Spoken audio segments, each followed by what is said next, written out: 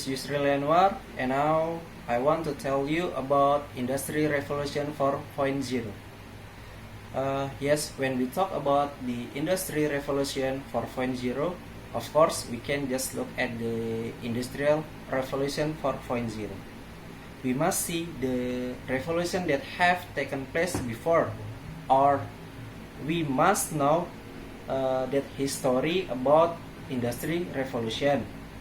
What happened in the years of 1764, the first period of the first industrial revolution. Here the steam engine was invented, and that industry, especially in England, to be much more efficient, and the scale is much more massive. It was also later revolution. What's the name? Production process not only in England, but also extending to Europe, where we know today Britannia and the majority of European countries as developed countries, because they were the first using a massive steam engine and become the starting point for world industry. Then in the years of 1870, this is Industrial Revolution 2.0. This happened because there was a new discovery, namely electric light.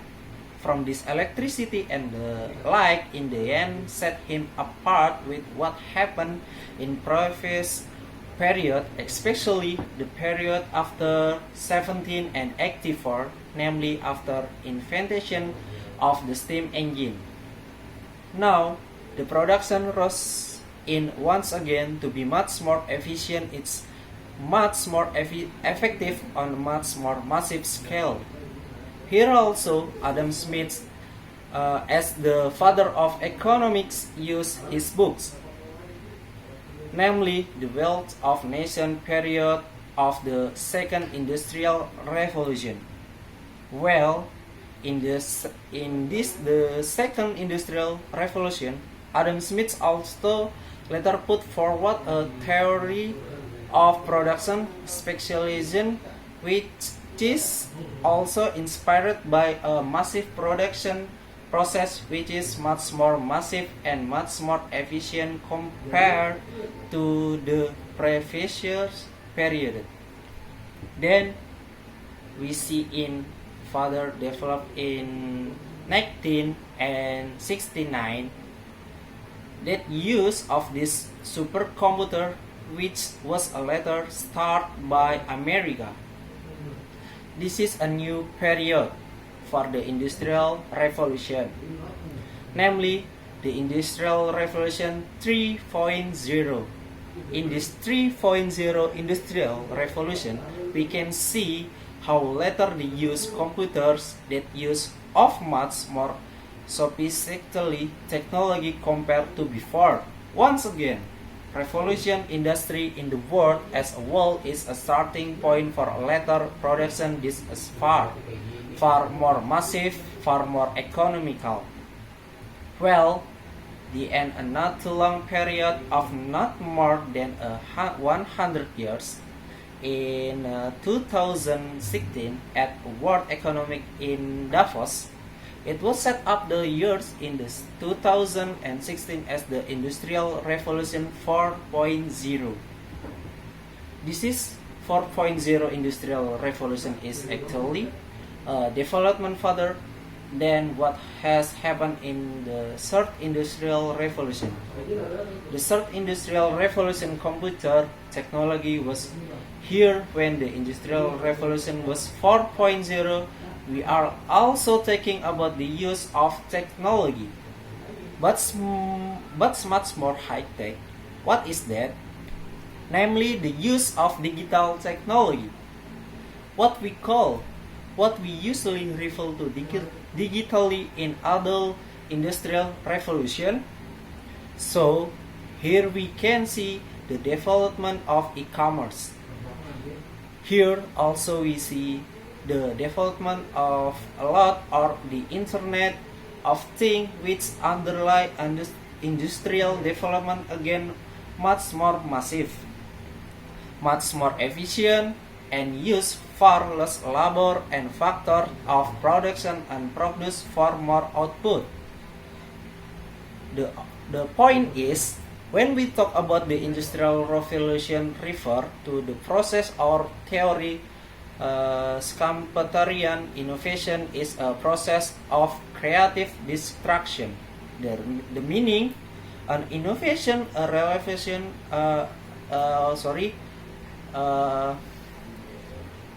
theory Schumpeterian innovation is a process of creative destruction. The meaning and innovation, a revolution, in it replaces the old one. The new one is much more efficient, but of course some have been replaced.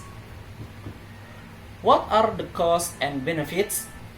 No, this is what we should be able to see. But in general, we can see that the latter innovation were the background of Industrial Revolution makes things a lot easier, a lot better are incumbent or companies who have been using old technology, who then have to adaptation facing the new entrance or new arrival. Industrial Revolution 4.0 things change anything? No. We must know what changed after Industrial Revolution.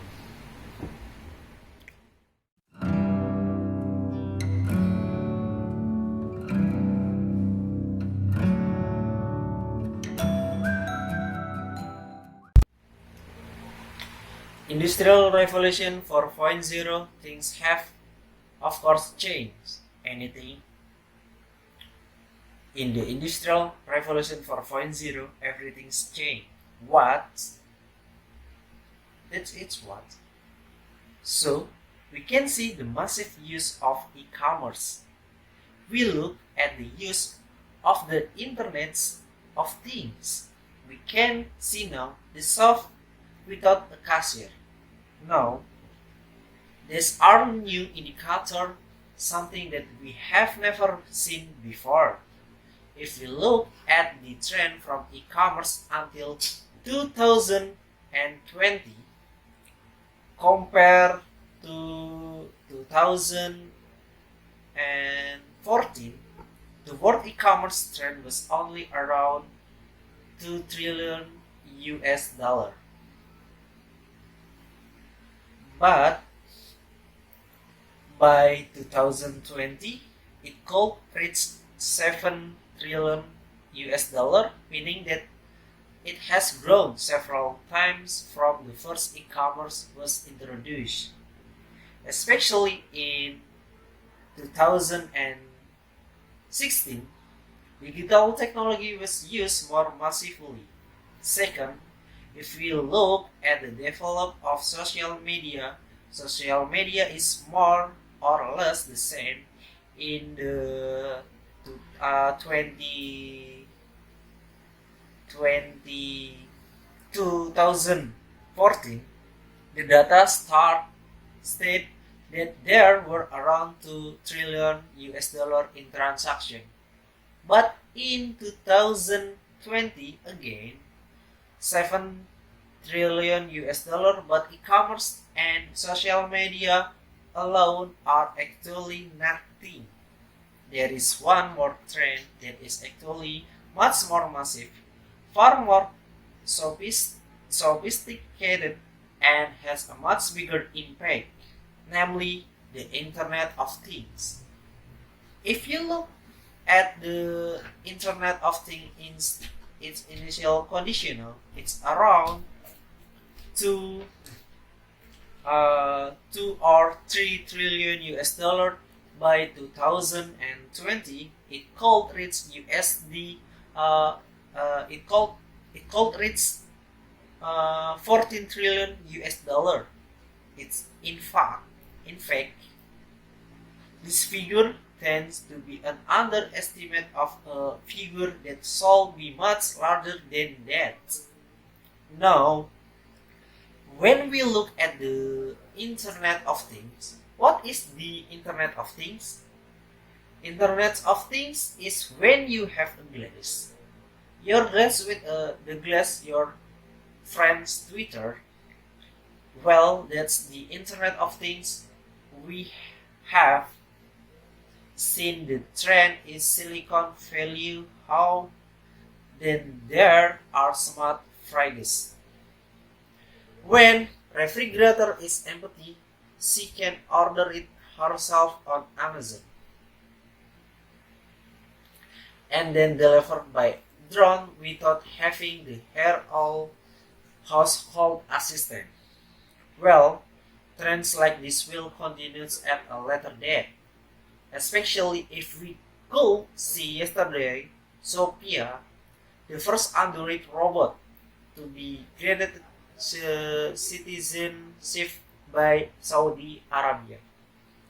Android robot try to imagine that all Android robots are given citizenship. Why? Why? Because he can think, he can move, he can do things just like a human. Maybe it will eventually replace the function of humanity. Even at Osaka University, there is a study, there is a lab where the Android robot replaced the lecturer teaching. So, later on, the lecturer profession might become irrelevant. It could be that the campus is irrelevant. It could be that the profession that we are running now will become irrelevant. Then I remember that debate between two world celebrities. The first was Mark Zuckerberg and the second was Elon Musk. They are commenting on a very crucial artificial intelligence matter. According to Elon Musk, artificial intelligence is something that will replace humanity, so it must be stopped. So Elon Musk and his company that previously developed this artificial intelligence process. Artificial intelligence technology must be put on hold. Because of what? Because he was afraid that this would eventually replace humanity. Well, Mark Zuckerberg, who owns Facebook, put in this why. The most important thing is the man behind the gun. The most important thing is the person using it. In the end, humanity cannot be replaced by anything. Whether it's artificial intelligence, whether it's something else. So, there are two views.